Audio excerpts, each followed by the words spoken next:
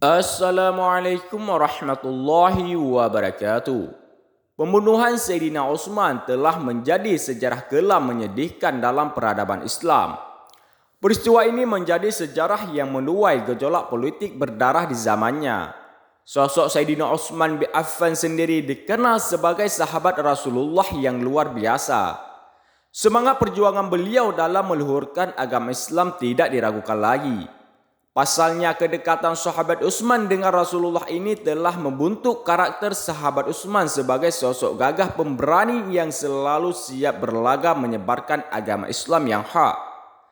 Namun di akhir hidup dan perjuangannya, sahabat yang mulia ini wafat dengan kondisi yang sangat menyedihkan. Berikut kami rangkum biografi kehidupan dan sejarah pembunuhan sahabat mulia Utsman bin Affan. Sayyidina Utsman dilahirkan dari nasab keluarga yang kaya. Sosok dan sifatnya baik hati dan lembut. Beliau dilahirkan pada tanggal 579 Masehi atau sebelum Hijriyah. Ayah beliau bernama Affan bin Abi Al-As, sedangkan ibunya bernama Arwa binti Quraisy. Sepeninggalan wafat ayahnya, Sayyidina Utsman mendapatkan warisan yang besar, mengingat ayahnya adalah orang yang tajir kaya raya. Beliau menjadi penerus bisnis dan usaha sang ayah. Hal ini yang menjunjung dirinya menjadi salah seorang yang kaya dan terpandang di kalangan bangsa Quraisy. Di samping itu, beliau dikenal juga sebagai orang yang sangat dermawan. Sayyidina Utsman termasuk kategori as-sabiqun al-awwalun karena termasuk golongan orang-orang yang masuk Islam lebih dulu. Menurut sejarah, Sayyidina Utsman masuk Islam setelah diajak oleh Sayyidina Abu Bakar. Setelah masuk Islam, banyak sekali pengorbanan beliau terhadap kemajuan Islam. Beliau tidak tanggung-tanggung dalam menyedekahkan hartanya untuk membiayai jihad dan syiar agama Islam. Sayyidina Utsman juga memperoleh gelar yang istimewa dengan julukan Zun Nuraini, yang bermakna orang yang memiliki dua macam cahaya.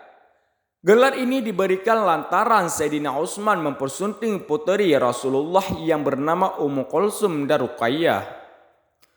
Perjuangan Sayyidina Utsman bin Affan tertulis jelas dalam lembaran sejarah Islam. Beliau banyak berlaga dalam berbagai peperangan, salah satunya adalah peperangan Tabuk, Zatir Riqa, Ghadfahan dan lain sebagainya. Contoh kita lihat sejengkal saja dari banyak jasa beliau seperti dalam perang Tabuk. Dalam peperangan Tabuk, Sayyidina Utsman tidak segan-segan menyedekahkan hampir 1000 unta dan hampir 100 kuda.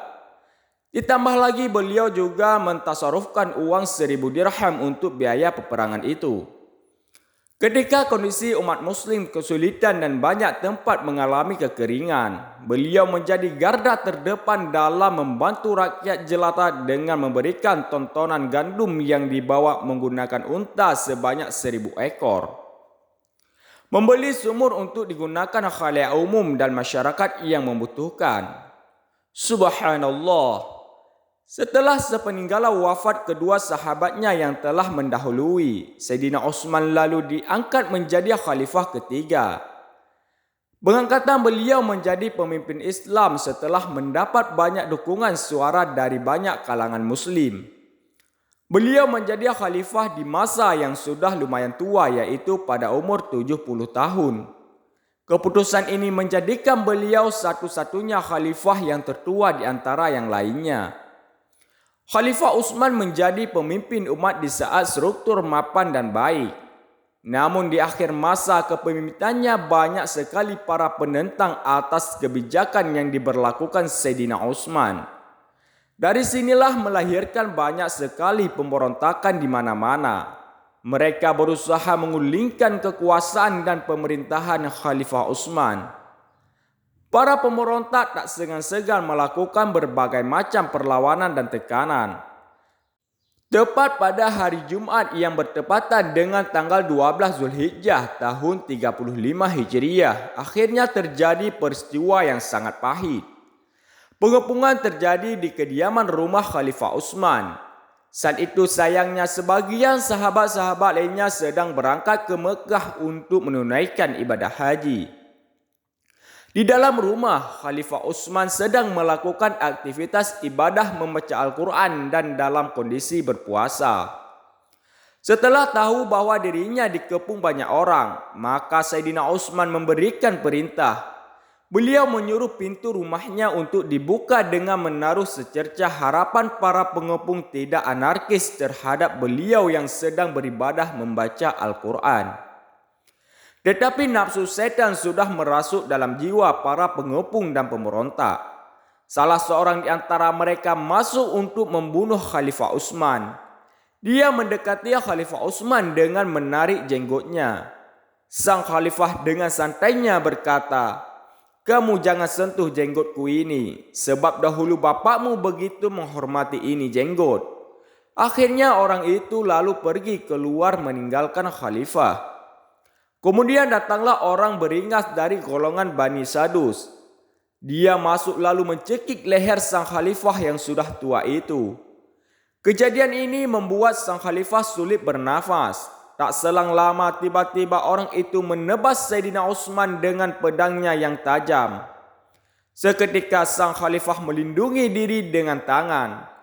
Debasan pedang itulah menyebabkan tangan mulia sang sahabat Rasul ini putus dan berceceran darah.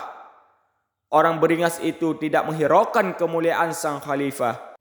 Ketika itu istri Khalifah Utsman mencoba melindungi sang suami dari tebasan pedang burat itu yang akhirnya membuat jari jemarinya tertebas. Sang pemberontak tidak segan-segan menghabisi sang Khalifah Utsman. Sang khalifah ditusuk dadanya sebanyak 6 kali tusukan. Peristiwa inilah yang mengakibatkan wafatnya sang sahabat Rasul yang mulia yang sangat dicintai Rasulullah sallallahu alaihi wasallam. Akhir kisah, Khalifah Utsman bin Affan wafat pada usia 83 tahun. Tepatnya pada hari Jumat tanggal 17 Juni tahun 656 Masehi atau bertepatan dengan tanggal 17 Zulqaidah 35 Hijriah. Pergilah sang khalifah yang mulia menghadap ridha Allah dan pengampunannya. Tragedi pembunuhan ini tidak sedikit menyisihkan sakit hati di kalangan umat Islam yang sangat mencintai sang khalifah.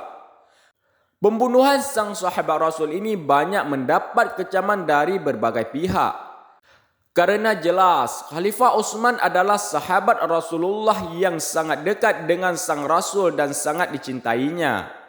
Tetapi Allah benar-benar adil. Para pemberontak dan pembunuh Sayyidina Utsman bin Affan akhirnya mati dalam kondisi yang buruk.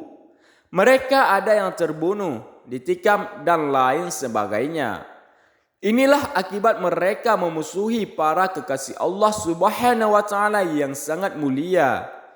Semoga kisah ini bermanfaat dan semoga kisah sahabat Utsman bin Affan ini bisa menjadi teladan kita dalam kehidupan sehari-hari. Amin. Wallahu a'lam bishawab.